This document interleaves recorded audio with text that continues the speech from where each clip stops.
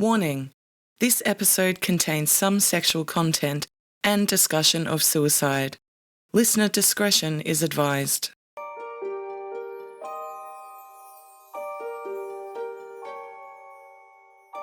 Meet Jet.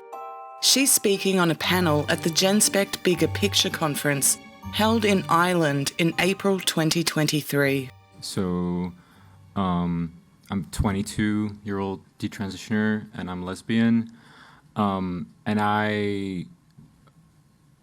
I was 14, I found trans on the internet and I ended up at the Amsterdam clinic. I'm Dutch. I ended up at the Amsterdam clinic when I was 15. And I didn't know my sexuality at that time. I thought I was bisexual. And then I was diagnosed and I was put on blockers, which stopped my sexual development. And then I was put on testosterone, which made me attracted to men.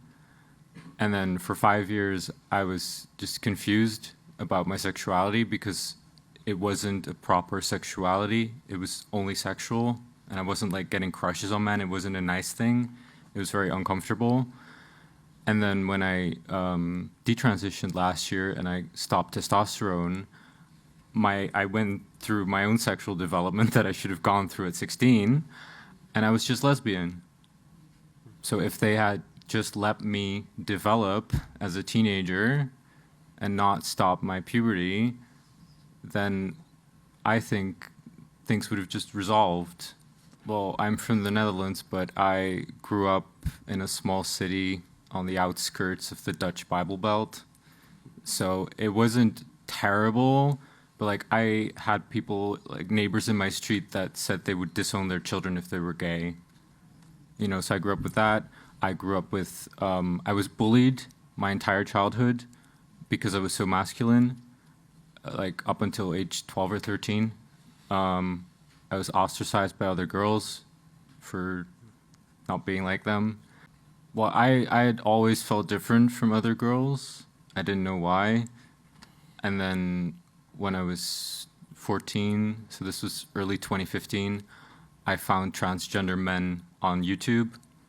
And it was all transgender men who used to be lesbians. I know that now, but I didn't realize it then. And it really resonated with me because they had the same experience of always having been masculine and being different and not feeling like a girl and not liking girly things. Well, I really got locked into it because at the Amsterdam clinic, they have a diagnostic trajectory and it's 6 months and they diagnose you, so you have a formal diagnosis. And as a child, you really trust the clinicians. So for years, I was this is the right path because I have a diagnosis. But after about 3 years on testosterone, and I had a mastectomy by then, after 3 years, I was kind of I'm not any happier. I lost hope that transition would make me happier. I was this is it. It's not going to get any better. But then I kind of wanted to quit testosterone, and I had doubts, and I was what if I had, grown up as a girl, or what would it be like to be a woman now? I started having those thoughts after 3 years when I was about 20 years old. But then for 2 years, I just got stuck because I couldn't imagine detransitioning because I still did not want to have long hair. I did not want to wear women's clothes, and I kind of felt if I detransitioned, I would have to live up to these expectations that I felt like I could not live up to those expectations when I was 14, 15, which is why I got sucked into trans. And then when I wanted to detransition, I felt like I couldn't because I was still clinging on to having to live up to those expectations. And it was only after 2 years of thinking, and just getting older that I realized that I don't have to live up to any expectations in order to be a woman. And I should have...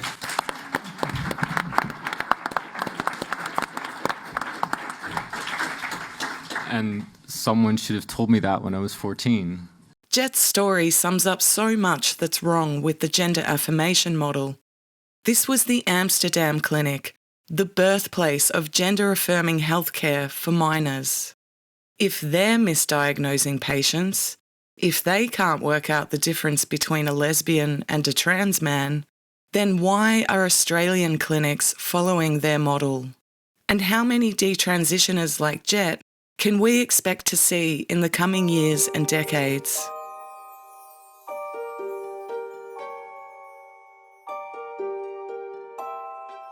Welcome back to Desexing Society. I'm your host, Stasia Fry. Episode 7, Detransition.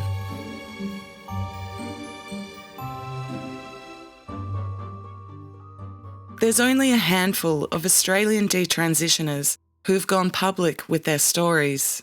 They have complicated histories and family backgrounds, with numerous factors influencing their decision to transition.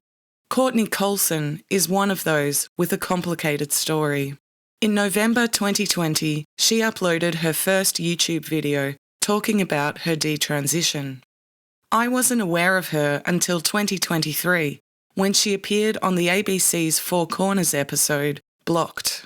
So they were over at my house for hours. I mean, 3-4 hours filming me talking about how bad transitioning, how lethal it is, how dangerous it is, how it's off-label use, especially I went on and on about puberty blockers, said this is not safe. And most kids who transition, we have the statistics, we had them for decades and decades, they outgrow it.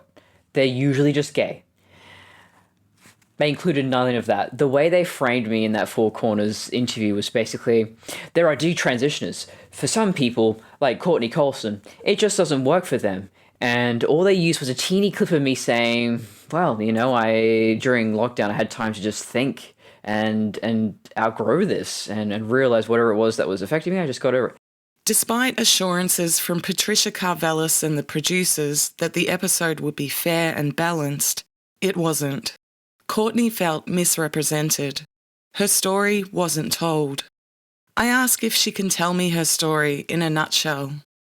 I guess the most succinct way to sum all of my problems up, I've discovered this recently, metabolic issues, a metabolic disruption.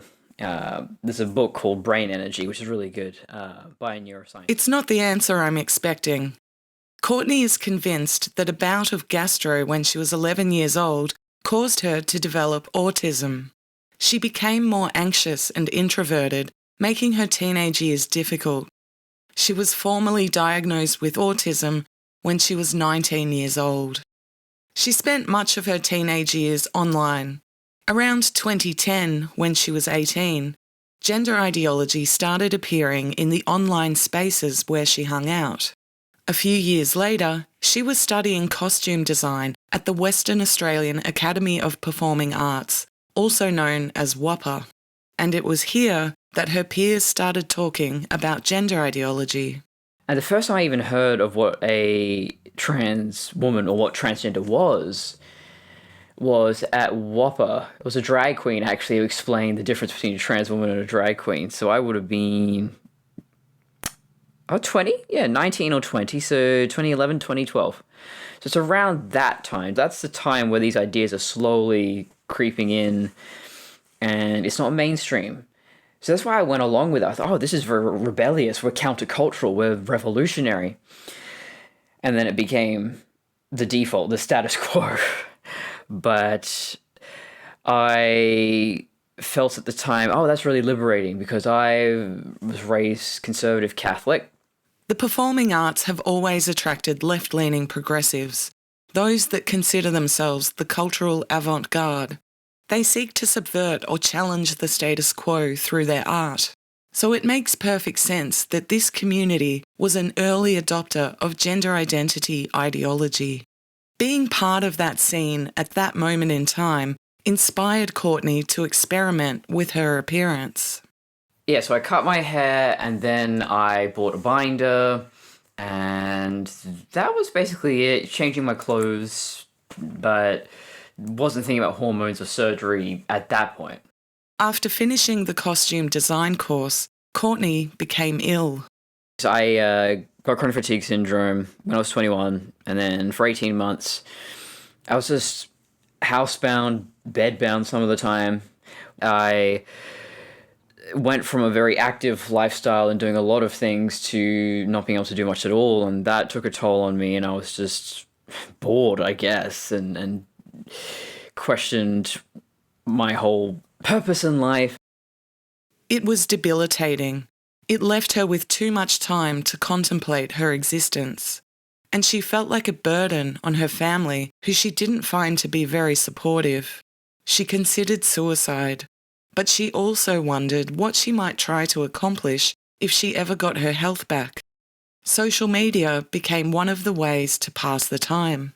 I was spending a lot of time on Tumblr. I was very into the Super Who-lock fandom, so Supernatural, Doctor Who, Sherlock, which is very male-dominated fiction. I think this happens with a lot of young girls, that they look around at women in fiction, they go, well, I don't relate to them, I relate more to the male characters. Not realizing, well, it has nothing to do with being a reflection of reality and what real men and women are like. It's what a patriarchal Hollywood system is like. Interesting thing, and a lot of detransitioners who were on Tumblr say the same thing of, we started out in our own little fandoms, whether that be anime or Steven Universe or Super Who-lock, and then little by little that trans rhetoric creeps in there. So it is very cult-like. Tumblr is a social media platform that was hugely popular with teens and young adults in the early 2010s, especially girls. It's a microblogging site that allows users to post videos, images, and up to 4,096 characters per post. For comparison, Twitter allows up to 280 characters. It was the home of fandoms. That's people who obsessively love particular TV shows, movies, or books. Think of Trekkies, those who love Star Trek. That's fandom. On Tumblr, girls and young women would pore over minute details of their beloved fiction. They would share fan art and write their own fan fiction about their favourite characters. Oh, you're here for Benedict Cumberbatch. But also we're going to slip in some stuff about gender ideology while we're talking about Sherlock, and you shouldn't use these terms, you should use these terms, and what's the word they like to use? The discourse. And on Tumblr they love the word discourse. So, you have to say cisgender for this, and go, what's a cis? I don't know what a cis... Okay, so I looked that up, and then next thing I'm looking into all the other things, and it's just labels and genders, and the genderbread man. I understand now. It makes so much sense. Like, I remember showing my mother the genderbread man, and she's looking at me like I'm crazy, and I'm thinking, no, it makes total sense that we should just divorce biological reality from gender. And I see the problem now, but when you're a teenager, you don't have the life experience. I should probably explain the genderbread person. Not man, person. The creator of the infographic calls it, quote, an adorable, digestible model for understanding the complexity of gender, end quote. You'll find posters of it in schools, and it's even used in workplace training. Using a cute cartoon of a smiling gingerbread man, it explains that gender consists of gender identity, gender expression, biological sex, and sexual orientation. Gender identity is presented as a force inside a person's mind, which is independent of the body. It's how you think of yourself on a spectrum of man, woman, and genderqueer.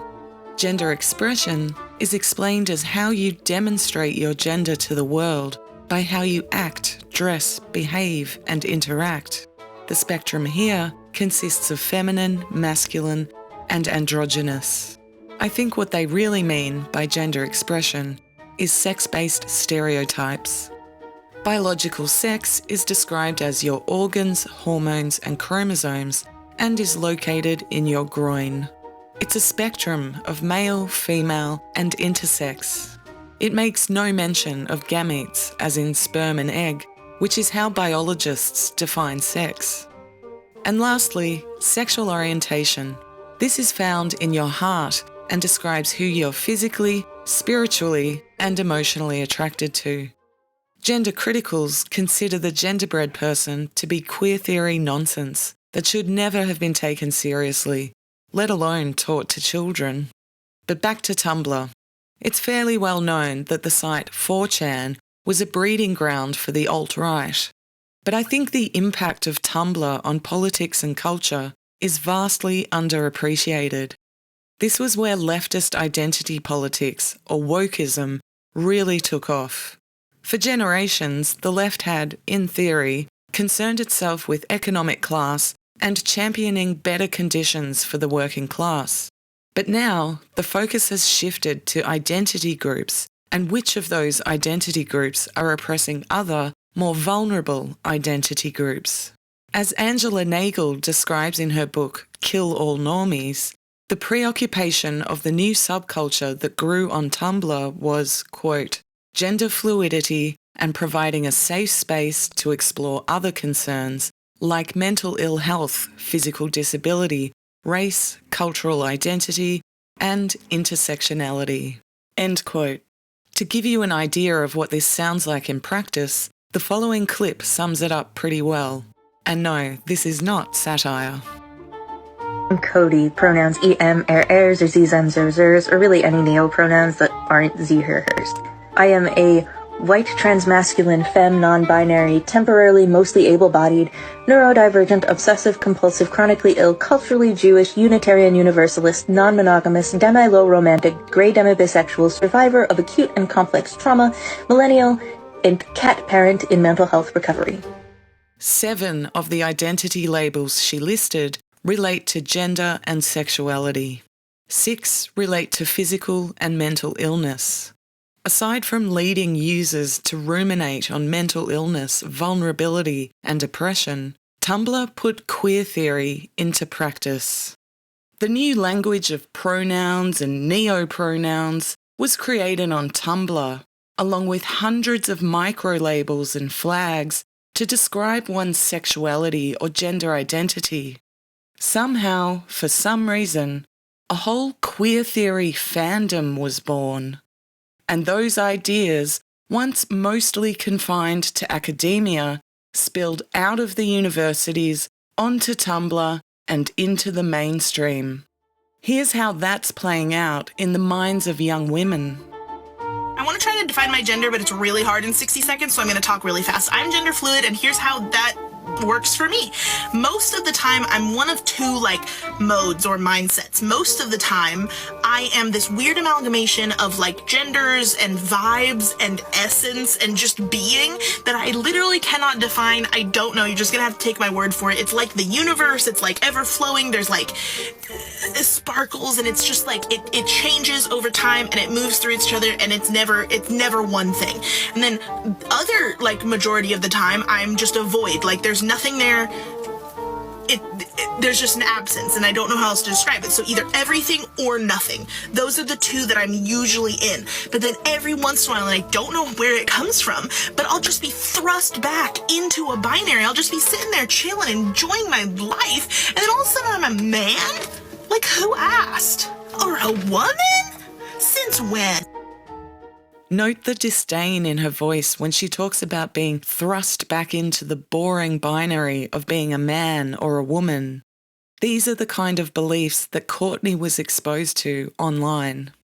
Tumblr and just the TikTok now, I guess, is the thing. I feel old. The kids are on the TikToks now, okay.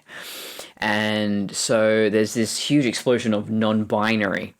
And we would just call that androgyny back in the day, which was more rebellious. Androgyny says, yeah, I know I'm a woman, but I'm not going to shave my armpits. I'm not going to wear makeup. I'm not going to, real progressive stuff. Whereas now this non-binary movement says, well, if you don't fit into these cliche Leave It to Beaver era gender stereotypes, then you're non-binary. You're not actually a man or a woman anymore.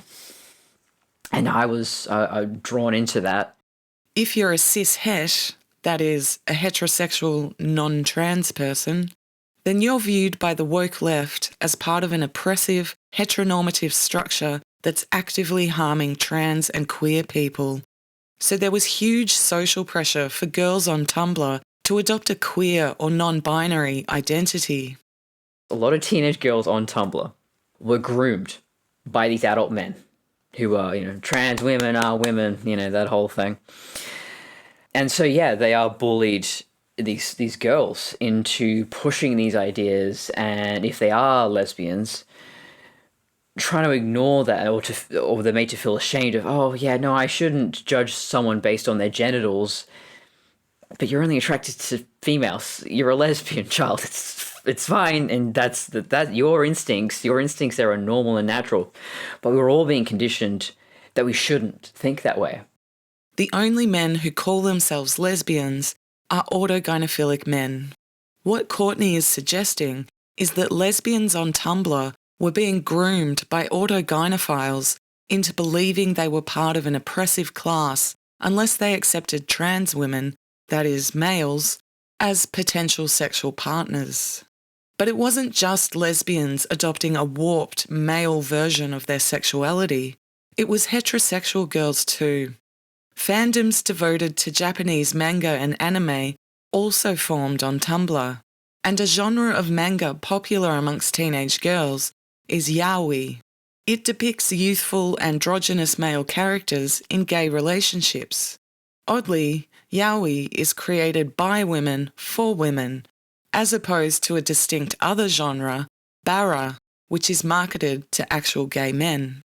Tied in with all this is a practice in fandom known as shipping. The term is said to have originated in the 90s with fans of The X-Files who thought Scully and Mulder should be in a relationship. The fans called themselves relationshippers, which was later abbreviated to shippers. Teenage girls are really into it, and shipping two male characters together, then drawing art and writing erotic fanfiction about their gay relationship is wildly popular. What's going on here? Why are some teenage girls obsessed with yaoi and shipping male characters? Many point to online pornography. Thanks to lax internet safeguarding, children are now exposed to hardcore porn from a very young age. For girls, seeing women abused, degraded, whipped and choked is frightening, and they don't want it happening to them. Boys are also watching this kind of porn, and it's influencing how they treat girls. Collective Shout is an Australian organisation that campaigns against the sexualisation of children and the objectification of women. They also run school workshops. They report that girls in these workshops complain about things like boys making sexual moaning noises during class or describing what porn they watched last night. They even report that boys are threatening to rape them unless the girls send nude pics of themselves. The depictions in porn and the daily sexual harassment leaves girls unable to imagine a respectful, loving, heterosexual relationship where they're an equal.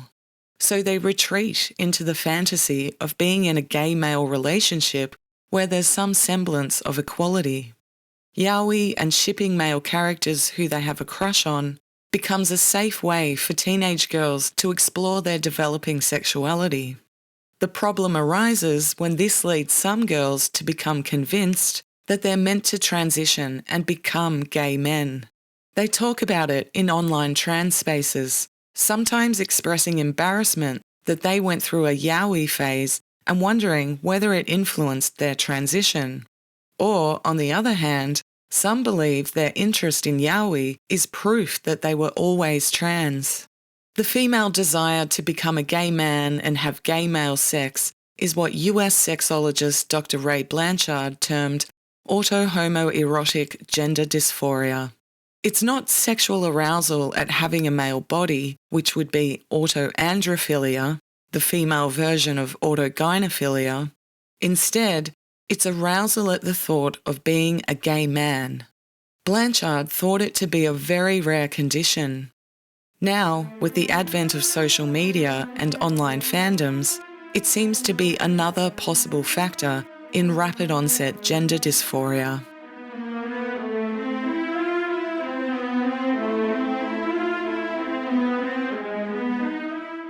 Aside from Tumblr, there were some other factors that Courtney believes contributed towards her transition. One was a difficult relationship with gendered expectations. I am butch. I realise now that my mother was very controlling and pushed those ideas of this is a woman, you have to have your nails and the makeup and the hair and everything done to the nines every single day. And, oh God, such gaudy, chunky jewellery. She gave me so much of that because that was the stuff she wears. But it didn't sit right with me and I wasn't comfortable with it. But I wasn't shown another way of being a woman. It was her way or no way at all. So that's, I would actually say more than anything, my mother was the biggest negative influence because there was no room for experimentation. There was no room for me to figure out who I was. It was the moment I hit puberty, oh, we'll get you into the heels and the makeup and the, yeah, okay. I liked playing soccer and video games and riding my bike 1 minute and now I can't do those things. All right. It's really surprising to me that this still goes on because it's not how I was raised. I genuinely thought for a long time that this kind of parenting of girl children was something of the past. But I guess I've been naive. If girls are raised to think there are only two choices, to either conform to hyperfeminine beauty standards or take testosterone, then of course some are going to choose testosterone. Courtney's mother was devastated when she first cut her hair. Upon seeing the pixie cut, she turned pale, said nothing, and went to her bedroom to loudly cry. She then gave Courtney the silent treatment for a few days.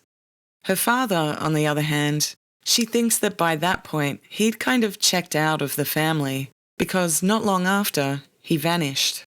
Courtney, her mother, and her two brothers all thought he was dead. Until one morning when her youngest brother found something shocking online.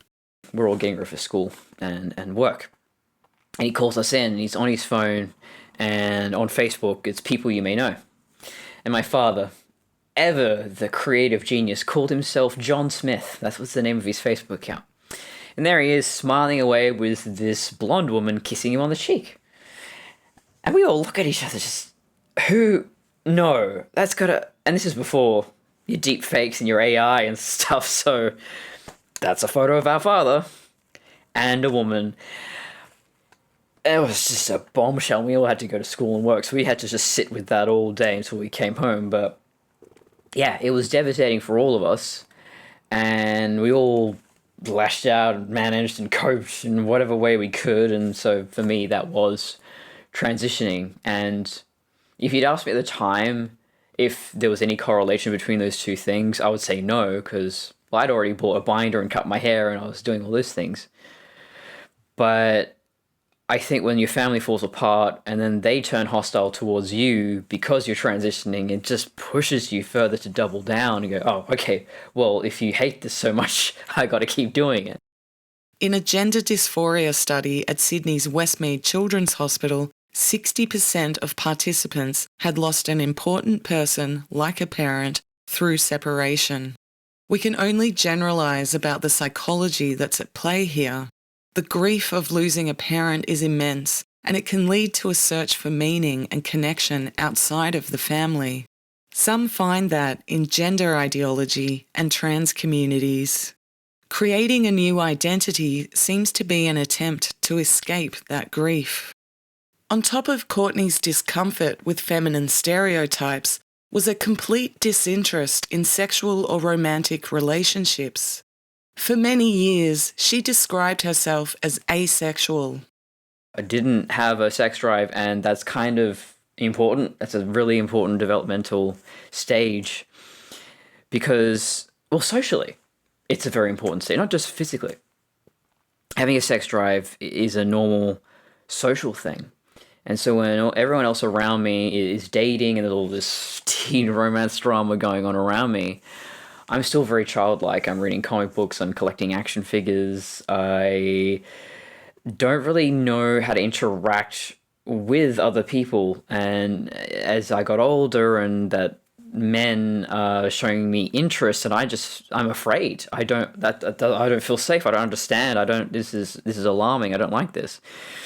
So, and there are a lot of especially autistic women who transition. I think they all, or most of them, are probably having the same motivation of, well, if I'm a man, people will just let me do my thing. Gender nonconformity is very common with autism.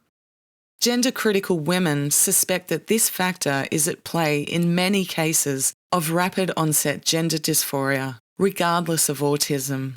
Becoming a trans boy is possibly an attempt to escape unwanted sexual attention from males. Some female detransitioners also cite sexual assault as one of the triggers of their gender dysphoria. Let's quickly look at the link between trans and autism. It's undeniable that those on the autism spectrum are more likely to adopt a trans identity.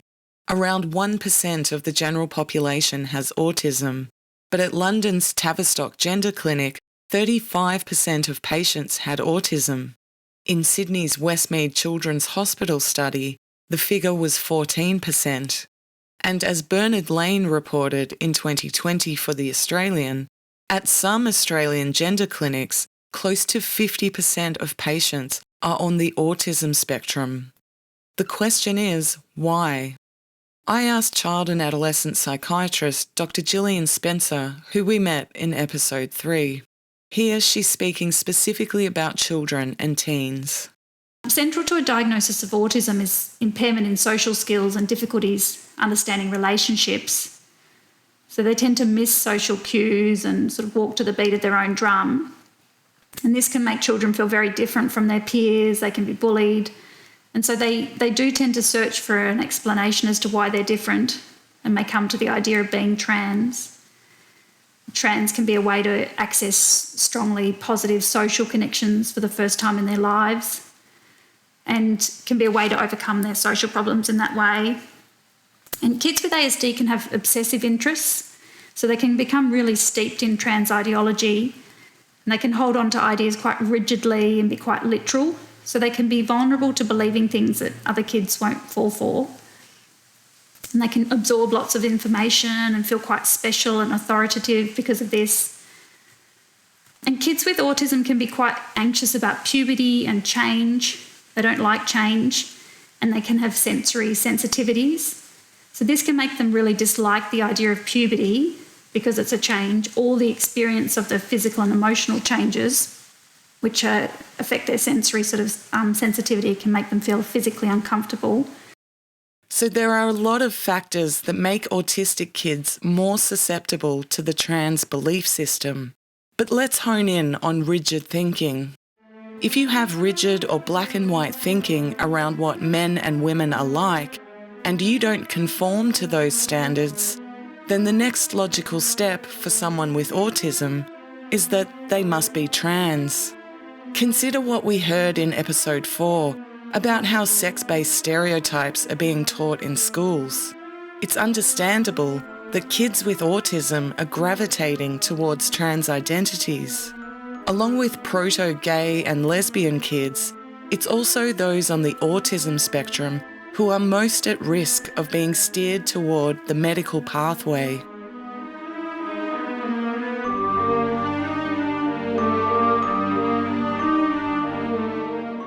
So there's Courtney, 22 years old, battling chronic fatigue syndrome and immersed in Tumblr and male-dominated fiction. She's struggled with autism symptoms, asexuality, unwanted sexual attention from men, and having femininity forced on her at puberty. And her father has just abandoned her and her family in a devastating manner. What was the moment where she decided she was trans? Yes, I was sleeping over at my friend's house and we watched X-Men First Class, and I was looking at Michael Fassbender and James McAvoy and just thinking, I wish I could be like them and just go through life looking that way, being treated that way. And then I went to bed that night and looked up at the ceiling and went, oh, yeah, I must be trans. What do I do about that? And that was my epiphany, my stupid epiphany. And What was probably happening was just that, yeah, I envied men in the way they were treated and the way they could present themselves in the world. If this was her reasoning as a 22-year-old woman, then surely the same is happening to 13-year-old girls. Courtney went to her family GP, but he thought it was just a phase. So she went to a friend, a trans activist. My mate, she brought me to her doctor, who was a lesbian as well. You'd think she'd be a little bit more savvy with this, but no, she's just stepped right on up, become a little lad today. A few weeks later, the GP wrote her 3 referrals for a psychiatrist, a psychologist, and an endocrinologist, also known as an endo. Back then, you had to see a psychologist and a psychiatrist, and they had to evaluate you, and they had to write a letter to the endo, and then the endo could finally prescribe you medication. I saw the so the one who writes prescriptions, that's a psychiatrist, I think. Psychiatrist. So he didn't care. He was very disinterested. Maybe because he's already dealt with so many trans people who were pressuring him. And if he said no, oh, he's a transphobe, he'll lose his license. He wrote the letter. Then I went to see this psychologist, and she was good, actually. She said, you know what, I don't feel comfortable referring you just yet. I think there's other issues we need to explore first. Good, great. No one mentioned to Courtney that through Medicare, she could have had 10 free sessions with a psychologist. She was young and low on cash, and psychologists are expensive. So she went straight to the endocrinologist. So I thought, all right, well, before I waste more money on this psychologist, I'll go to Dr. Opie. And I will name and shame, it was Dr. Opie of the Keogh Institute. I know she can't prescribe anything, but she can tell me if I really want to transition, if this testosterone stuff is a good idea or not. Being absolutely naive and trusting doctors absolutely. So I saw her, and she pushed hard for testosterone. It's this wonder drug. It'll do everything you ever wanted. Any of the side effects, oh, they aren't so bad. Not a huge deal. I just trusted her. I didn't do any research. Dr. Opie prescribed her testosterone on the spot. Courtney never went back to the psychologist. Incredibly, in his letter to the endocrinologist, the psychiatrist expressed doubt about the permanence of Courtney's gender dysphoria. And it says there that, well, she's autistic, high likelihood she'll detransition, but you can give her the hormones anyway. How is that legal or ethical? That is just a man trying to save his own ass because he thinks I'm going to sue him. This is, of course, speculation on Courtney's part, but she may well be right. We've already heard in this series from 3 different therapists who have faced professional complaints just for questioning the gender-affirming model. So it's not implausible that the psychiatrist feared retribution if he had said no. As Courtney rightly asks, how is that legal or ethical? Another legal and ethical question is that of informed consent. Doctors are required by law to fully inform patients about the risks and benefits of any treatment. Many detransitioners say they weren't properly informed about the side effects of cross-sex hormones. Dr. Opie did mention, sort of. She went, now these are things we need to be concerned about, so we just need to get regular tests for your heart and your cholesterol and all. Okay. Again, really downplaying, because she wasn't saying, this will definitely happen. You are more likely to have a heart attack than a biological man. No. It was, you might be more risk, so we're just going to keep an eye on that. That's not going to tell a 20-something trans-crazed kid, this is dangerous. It didn't sound dangerous. She's basically framing it as, well, you're a woman, so there's going to be a lot of side effects, but because you want to be a man, well, all those side effects are good things. So facial hair growth, body hair growth as well, increased muscle mass, deeper voice, Adam's apple, which you can't really see so much anymore. So that stuck around for a while. Initially, Courtney was pleased with the effects of testosterone, and she believes it cured her chronic fatigue syndrome. The first year or so of testosterone was definitely this honeymoon period, and I felt amazing, and I was bodybuilding, and I was drinking all those crappy protein shakes, all the other crap. Testosterone has an incredible effect on mood. It increases the release of dopamine in the brain. So girls and young women who had depression or anxiety alongside gender dysphoria often report those symptoms alleviate once they start on the drug. So it's no wonder that Courtney felt amazing in the beginning, and she really liked the muscle growth, taking up bodybuilding as part of her new identity as Connor. But there were side effects she wasn't warned of, and they don't even appear in the drug information sheet because it's intended for men, not women.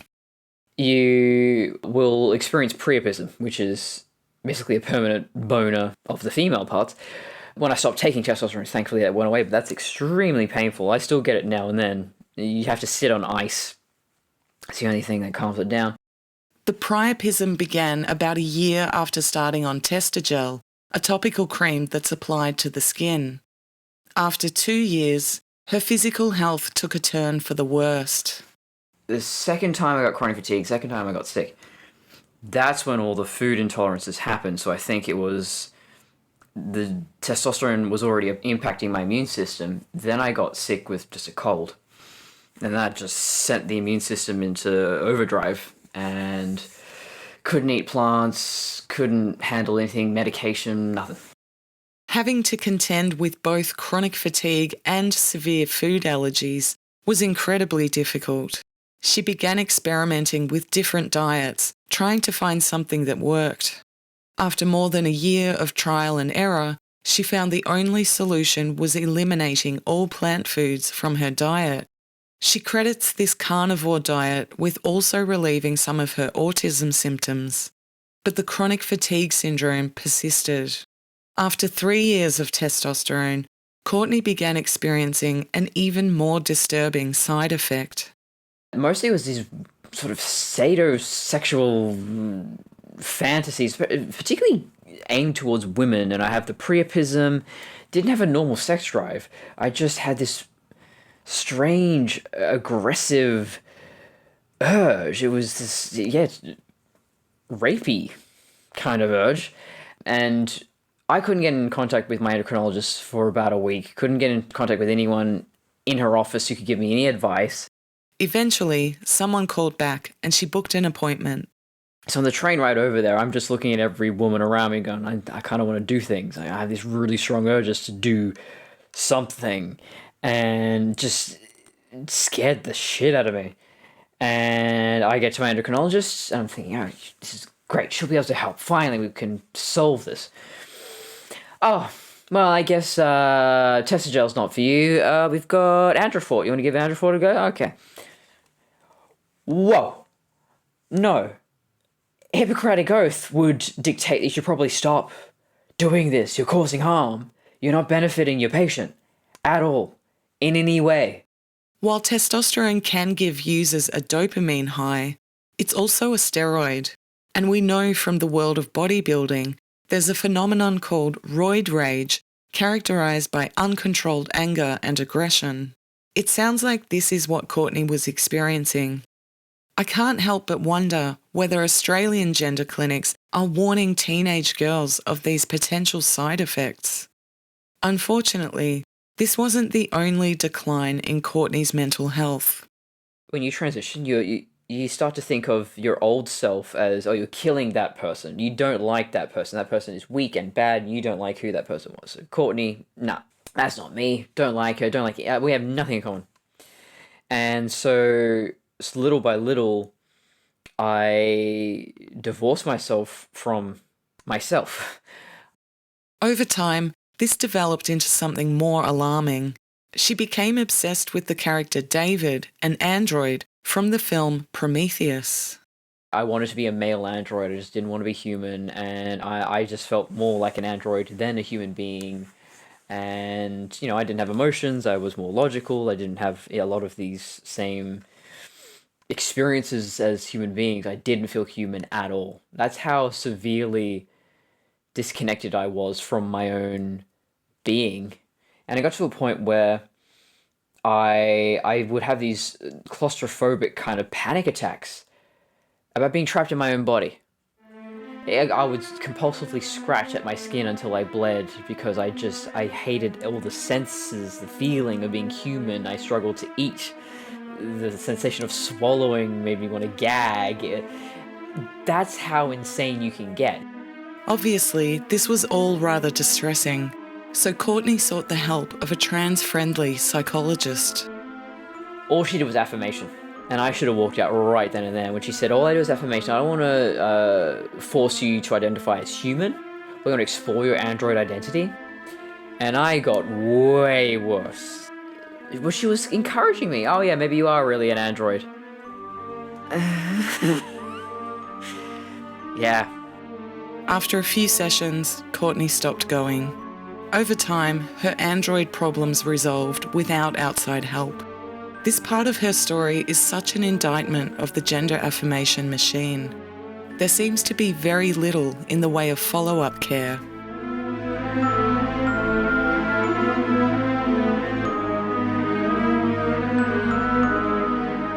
The year 2020 was pivotal for so many of us, including Courtney.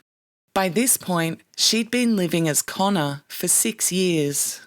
And then COVID happened. And I was in lockdown. I was in a house in an apartment, studio apartment, all by myself. And I just slowly realized, why am I doing this? I'm living alone. No one sees me. I don't really care how I'm perceived. I'm so sick at that point. Food allergies and just my immune system. I had really bad chronic fatigue. I actually tried on makeup. So, I had a shaved head, but I was trying on makeup just to see, not that I wanted to detransition at that point, but I needed to see for myself that you don't actually look like a man. You've spent all these years, you've tried so hard to turn yourself into the opposite sex. And what do you actually have to show for it? Looking quite rectangular, but not a man. I just looked like this weird sort of Peter Pan looking thing. And I just realized, this doesn't work. Why did I think this would work? Everyone told me. I went to doctors and they said this is gonna work. It didn't. And that's the most crucial thing. I need to get out there. At the age of 28, she decided to detransition. Upon stopping testosterone, her chronic fatigue symptoms magically went away. Her mother was delighted and picked out an outfit for her to wear at the first family gathering since her detransition. The outfit my mother put me in when I detransitioned, actually, just this full-on hoochie mama prostitute thing with the mini skirt and the crop top and just in the high heels and just, yeah, I would never dress that way myself. If I had been left to my own devices, there's never a point in my life that I think I would have dressed in that way. Now, 2 or 3 years later, I'm realizing, no, there's other ways to be a woman. It took me this freaking long to undo the conditioning from my family that I don't have to be a feminine woman to be a woman. Her words echo Jet, whose story we heard at the start of this episode. Jet contemplated detransition for 2 years, but she had such rigid ideas of stereotypes. She thought detransitioning meant she would have to grow her hair long and wear feminine clothes. And it was only after 2 years of thinking, and just getting older that I realized that I don't have to live up to any expectations in order to be a woman. And I should have...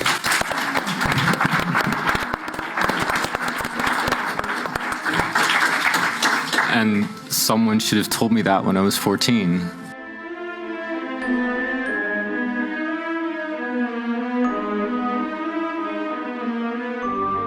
Courtney has fared better than other female detransitioners who've spoken out. She didn't have a double mastectomy or go bald. She didn't develop uterine or vaginal atrophy, which can be incredibly painful. She still has her reproductive system and it's still functioning. Although her menstrual cycle behaved very strangely for the first few years. So about twice a year on average, I will get a very late period or no period at all. My hormones will think that because I haven't menstruated, oh, I must be pregnant. Let's make the preparations for pregnancy. So lactation, mood swings, night sweats, and then looking pregnant, just hugely bloated, fluid retention in the face as well. So you just look horrible and puffy and just, it's a nightmare. And it takes you about, I don't know, a month to get back to normal, sometimes more. During one of these phantom pregnancies, she took a pregnancy test which came back positive, even though there was no chance she was actually pregnant. She hasn't found any other detransitioned women who experienced this. Detransitioning, there is no roadmap. Doctors are not given any information, and you, the patient, have no information. So now that I'm having all these menstrual issues, I was the one taking the initiative. I was going to my doctor saying, I want to get the pelvic ultrasound, I want to get a blood test, I want to get this, that, and the other. I want to make sure we just make sure everything is okay. No one was asking that from me. And this was 2-3 years ago.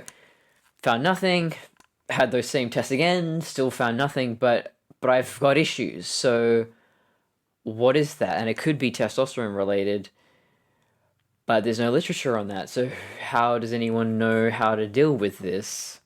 The physical health problems are her biggest regret. Courtney is a rarity in that she's mostly okay with the masculinizing effects on her body. Still get the facial hair. I regret that. Yeah, the fact that I've taken testosterone, I've got the deeper voice. That sounds... I used to sound so childish. I sound like a little girl. And so now I have a more commanding voice. I'm about 10, 12 kilos heavier than I was back then. So quite muscular. And those things are all great. Oh, and then, yeah, the clitoral growth. I didn't notice it. My mother saw it once and pointed it out. Oh, I guess. Yeah, I mean, it feels pretty good. And it rubs on your underwear. That can be quite nice. Yeah. Other detransitioned women are not so lucky. They're left deeply distressed and sometimes suicidal about the changes to their bodies.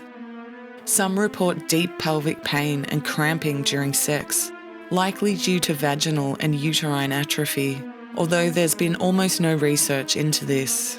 They battle a new version of gender dysphoria, looking and sounding male. And for those who've had their ovaries removed, they're lifelong medical patients, dependent on synthetic hormones forever.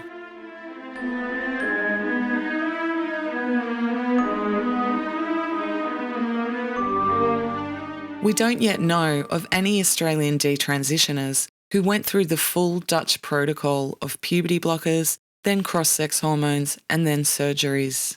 I think they're out there struggling to come to terms with what's happened to them. Courtney is one of only 4 Australians who've spoken up, all of whom began their transition as young adults. Which again goes to show that if adults are making this mistake, then so are 12-year-olds. But around the world, more and more people are coming forward who've been profoundly harmed by youth gender medicine. It's a really sick cult. It's very obvious now, and I'm thinking a lot of people are waking up to that. It was quite innocuous. It was quite harmless, mostly harmless, back in 2010. Not the case now.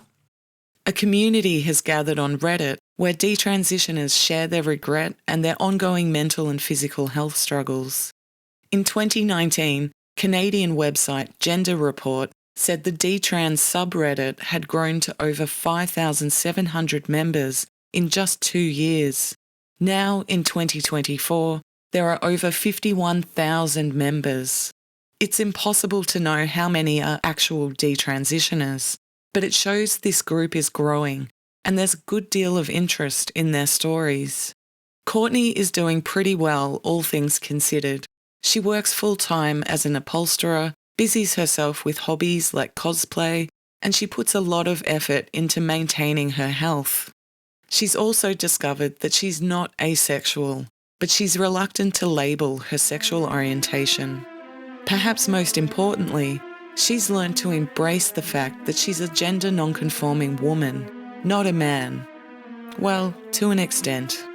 Right now, if I could choose, if they just wave a magic wand or, the teleporter thing like in The Fly, you walk in there, you come out a man. Yes, I would like to be a man.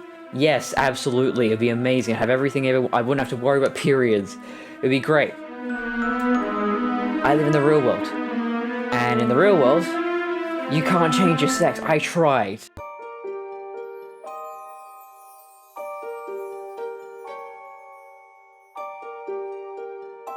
Coming up in the final episode of Desexing Society Season 1, is there hope for Australia?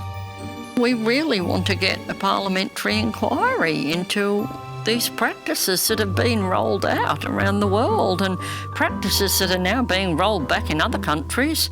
I don't know why Australia is so slow off the mark. We'll look at how other countries have intervened to restrict child medical transition. Yeah, well, Finland was the first in 2020, and it was the gender clinicians themselves who realised that the Dutch protocol was not producing the positive outcomes that it was supposed to. We'll explore why it's so difficult for detransitioners to take legal action. People keep saying, when we have a class action. For a start to get a class action, you need like 7 plaintiffs against the same defendant. So the way it's done in Australia, we haven't got the one Tavistock clinic. We've got lots of different places that are doing this stuff. And we'll look at what can be done to prevent more kids from falling into the transgender trap. So the education department is probably one of the key factors that needs to change in order to stop this psychic epidemic from being perpetuated and continuing into the next decades. Thanks for listening to Desexing Society, written and produced by me, Stasia Fry.